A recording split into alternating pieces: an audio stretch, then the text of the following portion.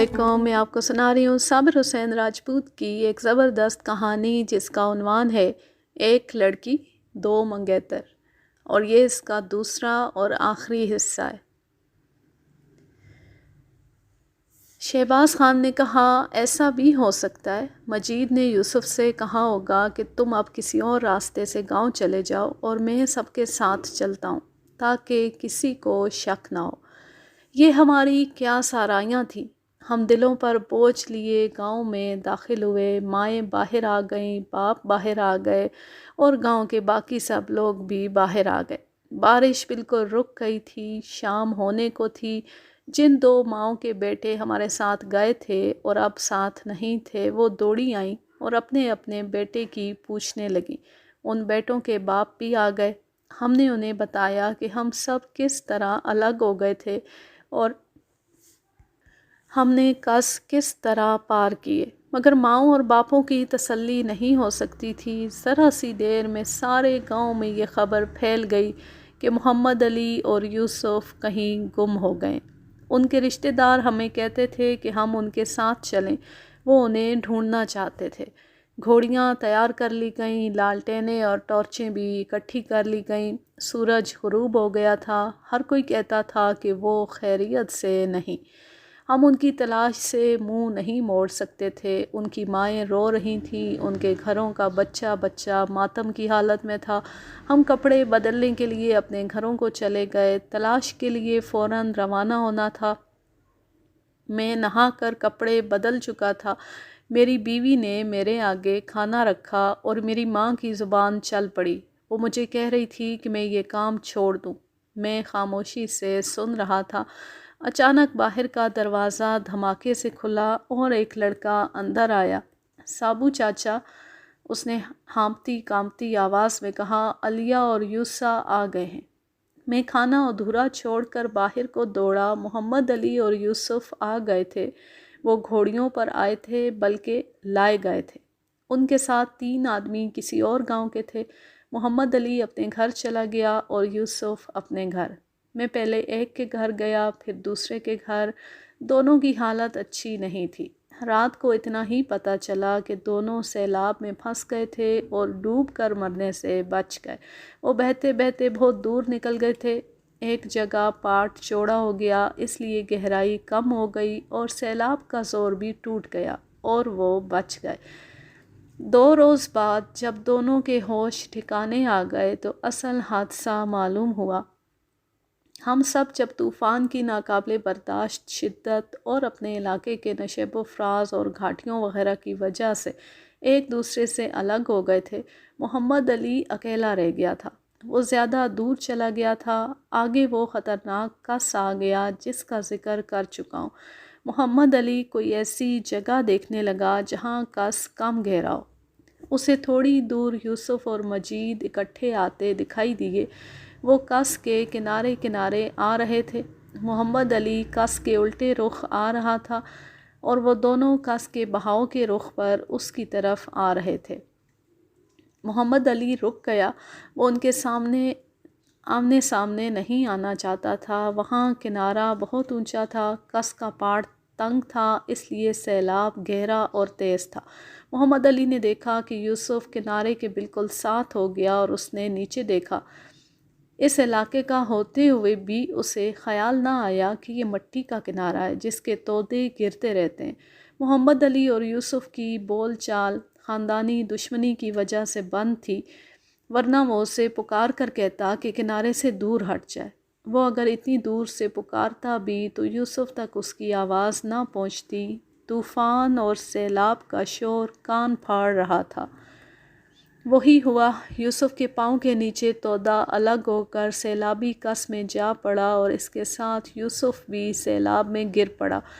मोहम्मद अली को तवक्को थी कि मजीद यूसुफ के पीछे सैलाब में कूद जाएगा, लेकिन वो वहीं खड़ा देखता रहा और यूसुफ बहता गया।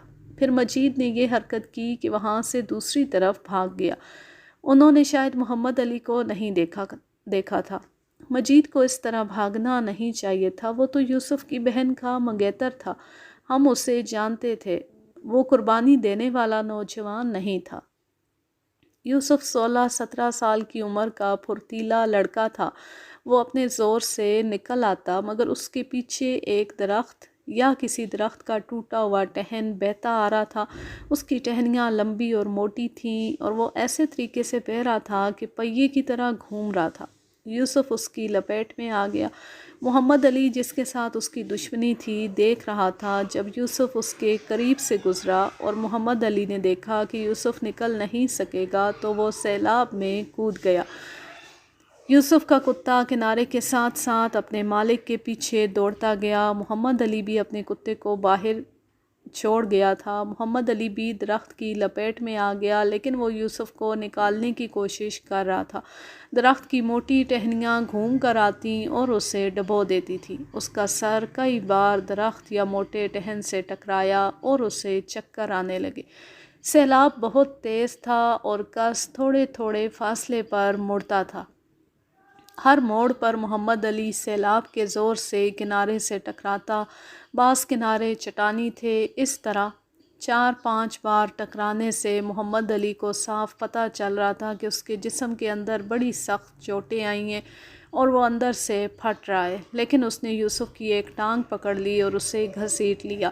اس وقت تک سیلاب انہیں بہت دور لے گیا تھا۔ آگے کس کا پاٹ کھل گیا اور کھلتا ہی گیا۔ سیلاب پھیل گیا اور گہرائی ختم ہو گئی۔ پانی کا زور بھی ٹوٹ گیا۔ محمد علی نے یوسف کو پکڑ رکھا تھا۔ یوسف اتنا بے حال ہو چکا تھا کہ کھڑا نہیں رہ سکتا تھا۔ وہاں پانی گھٹنوں تک گہرا تھا۔ محمد علی نے یوسف کو اس طرح کندھے پر ڈالا کہ اس کا پیٹ محمد علی کے کندھے پر تھا۔ اس کا اوپر کا دھڑ آگے کو لٹک رہا تھا۔ پیٹ پر زور پڑنے سے یوسف کے پیٹ میں جو پانی چلا گیا تھا وہ منہ کے راستے نکل گیا۔ وہ بے ہوش تھا۔ محمد علی خود بھی نیم بے ہوشی میں تھا۔ اس نے یوسف کو پانی سے نکالا اور کنارے پر لٹا دیا۔ بارش کم ہو گئی تھی، ہوا بھی تیز تھی۔ قریب ایک گاؤں تھا۔ وہاں کے 1-2 آدمیوں نے انہیں دیکھ لیا۔ محمد علی بھی بے ہوش ہو گیا۔ ہوش بحال ہوئے تو وہ کسی گھر میں چارپائیوں پر پڑے تھے۔ دونوں کے جسم ایسے ہو گئے تھے جیسے انہیں لاٹھیوں سے مارا گیا۔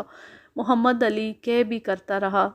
انہوں نے اپنے گاؤں کا نام بتایا تو گاؤں والوں نے انہیں گھوڑیوں پر سوار کیا اور 3 آدمی ساتھ ہو گئے۔ وہ جب اپنے گاؤں پہنچے تو رات ہو چکی تھی۔ ان کے جسموں کی حالت بہت بری تھی۔ زخم ایک بھی نہیں تھا۔ درخت کے ٹہن اور ٹہنیوں کی ضربوں کے نشان سارے جسم پر تھے۔ ان کے کپڑے پھٹے ہوئے تھے۔ محمد علی کی حالت اس وجہ سے زیادہ بری تھی کہ سیلاب نے اسے کئی موڑوں پر دیواروں جیسے کنارے کے ساتھ پٹخا تھا۔ وہ تو 2 روز بعد بھی اچھی طرح بول نہیں سکتا تھا۔ گاؤں میں جو علاج میسر تھا وہ ہونے لگا۔ ایک اور بڑے گاؤں سے ایک حکیم کو بلایا گیا۔ یوسف تو بہتر ہونے لگا تھا، محمد علی کی حالت ٹھیک نہیں تھی۔ مجھے یاد آیا کہ جب ہم طوفان میں بکھر کر اکٹھے ہوئے تھے تو مجید سے یوسف کے متعلق پوچھا تو اس نے لا علمی کا اظہار کیا تھا۔ اس کے بعد ہم محمد علی اور یوسف کی باتیں کرتے رہے مگر مجید پر عجیب سی خاموشی طاری رہی تھی۔ یوسف کو بچایا تو اس کے دشمن نے بچایا تھا۔ گاؤں میں لوگ اس طرح کی باتیں کرنے لگے کہ اب ان دونوں خاندانوں کی دشمنی ختم ہو جائے گی۔ محمد علی نے اس خاندان کے یوسف جیسے خوبصورت اور نوجوان بیٹے کو موت کے منہ سے نکالا تھا، لیکن یوسف کے ماں باپ اور دوسرے بزرگوں نے اتنا بھی نہ کیا کہ ایک آدھ بار محمد علی کو دیکھنے چلے جاتے۔ اس میں وہ اپنی بے عزتی سمجھتے تھے۔ یہی تو دیہات کے لوگوں میں خرابیاں تھیں۔ وہ اپنی ناک کو مقدم اور مقدس سمجھتے تھے۔ دشمن کا احسان مان لینا دشمن کے آگے سر جھکانے کے برابر سمجھا جاتا تھا۔ خاندانی عداوتوں میں آج بھی یہی رویہ چل رہا ہے۔ دن گزرتے گئے اور یہ بھی دیکھا گیا کہ یوسف کے گھر والے اور مجید کے گھر والے مجید کی اس حرکت پر پردہ ڈال رہے تھے کہ اس نے یوسف کو سیلاب میں گرتے دیکھا اور وہاں سے بھاگ آیا۔ مجید کی ماں کو میں نے خود کہتے سنا، اگر میرا مجید دیکھ لیتا تو وہ یوسف کو فوراً پانی سے نکال لیتا۔ علیہ تو اسے ڈبو کر مارنے کے لیے پانی میں اترا تھا۔ مجید الگ جھوٹ بولتا پھرتا تھا۔ 6-7 دن بعد یوسف چلنے پھرنے کے قابل ہو گیا۔ اس نے پہلا کام یہ کیا کہ محمد علی کے گھر چلا گیا اور بہت دیر اس کے پاس بیٹھا رہا۔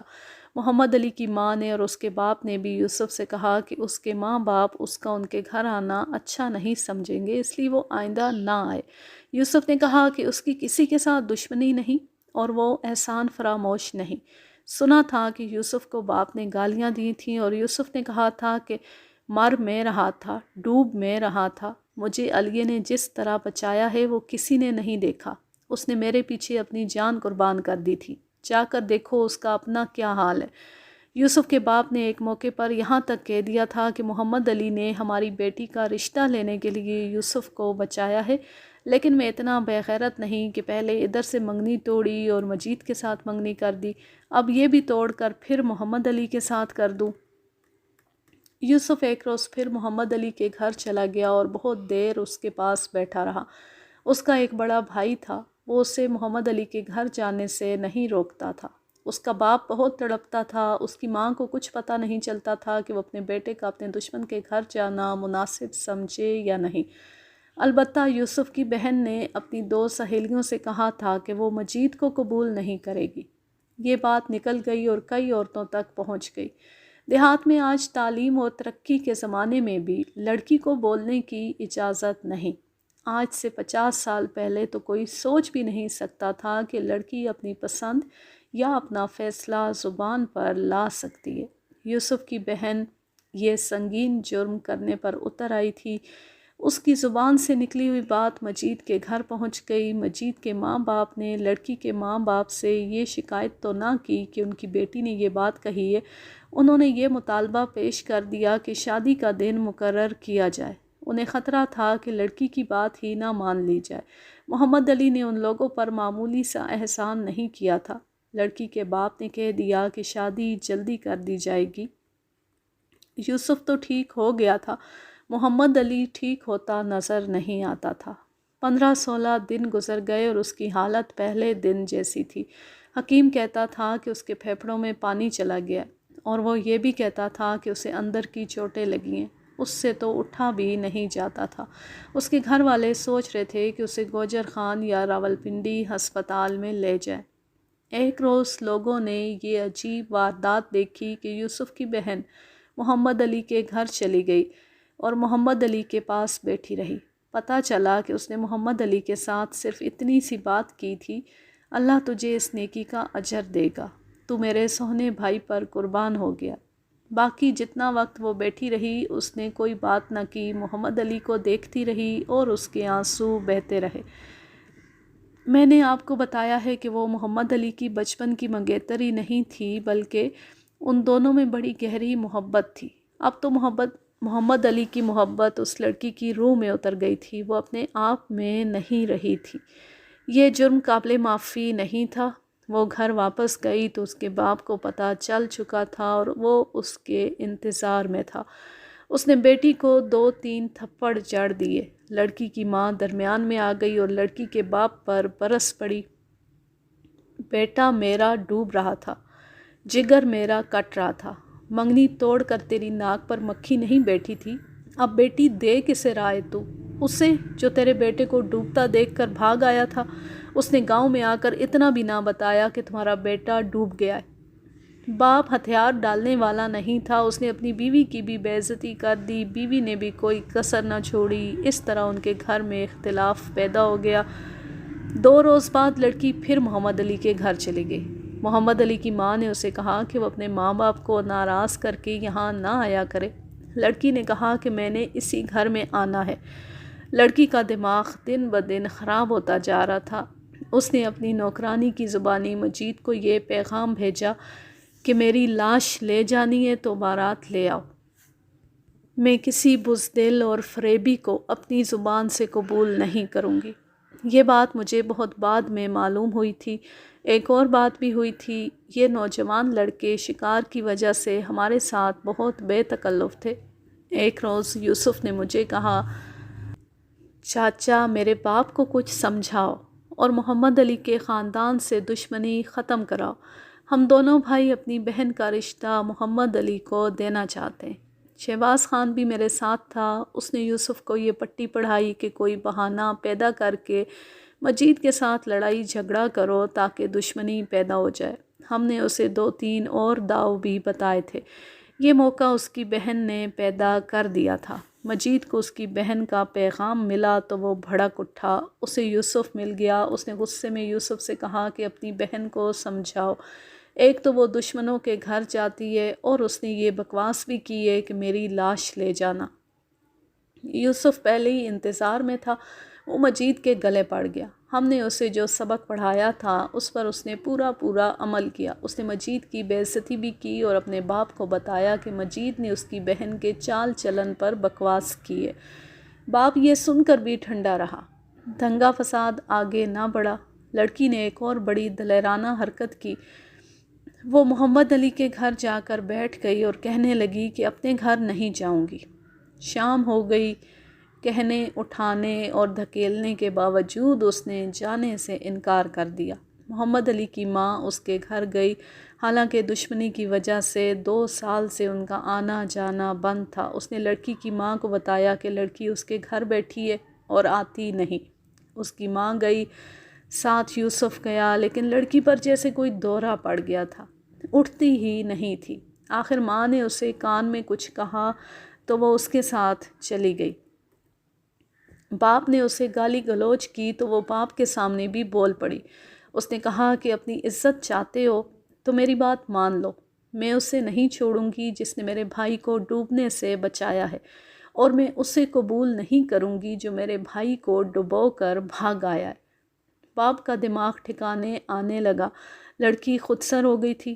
اس کا دشمن کے گھر بیٹھ جانا بڑا سنگین اقدام تھا۔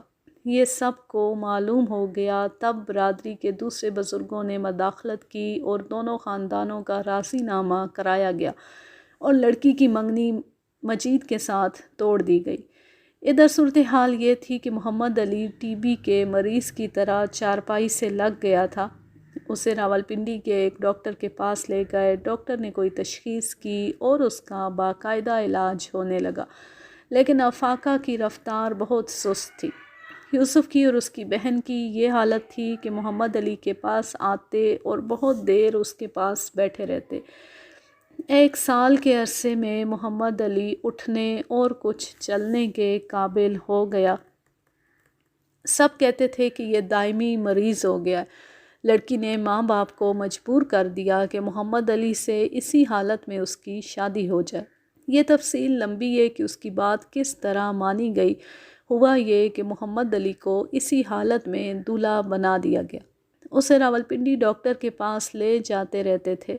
اس سے اس کی شادی کے متعلق پوچھا تو ڈاکٹر نے سختی سے منع کیا اور کہا کہ تمہیں بیٹا زندہ چاہیے تو اس کی شادی نہ کرنا، مگر شادی کر دی گئی اور یوسف کی بہن ہمیشہ کے لیے محمد علی کے پاس آ گئی۔ لڑکی کو بتا دیا گیا تھا کہ ڈاکٹر نے کیا کہا ہے۔ فکر نہ کرو، اس نے کہا، مجھے محمد علی زندہ چاہیے۔ کیا کوئی یقین کرے گا کہ 6.5 سال ان کی شادی نکاح پڑھنے تک محدود رہی۔ یوسف کی بہن محمد علی کی دیکھ بھال نرس بن کر کرتی رہی، حتیٰ کہ محمد علی مکمل طور پر صحت یاب ہو گیا اور ڈاکٹر نے اسے اجازت دے دی۔ 8 سال گزر گئے تو ان کا پہلا بچہ پیدا ہوا۔ یہ بچہ 9-10 سال کا تھا۔ ایک روز میں باہر کھڑا تھا، یہ بچہ آتا دکھائی دیا۔ کپڑے کیچڑ اور مٹی سے بھرے ہوئے تھے۔ اس کی ماں اندر سے نکلی اور اپنے بچے کو اس حال میں دیکھ کر بولی، اوئے خنزیر، یہ نئے کپڑوں کا کیا حال کر لایا ہے؟ میں قریب ہی کھڑا تھا۔ میں نے کہا، شیدو، یاد ہے تجھے؟ اس کا باپ خنزیر مار لے گیا تھا۔ مجھے بھی ماں خنزیر کہا کرتی تھی۔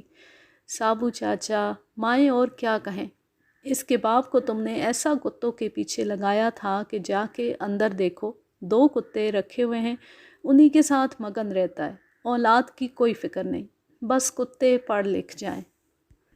یوں یہ کہانی اپنے اختتام کو پہنچی۔ اب میں لیتی ہوں آپ سے اجازت۔ چاہ رہے خوش رہیں، شاد و آباد رہیں، ہنستے مسکراتے رہیں۔ اللہ حافظ، اللہ نگہبان۔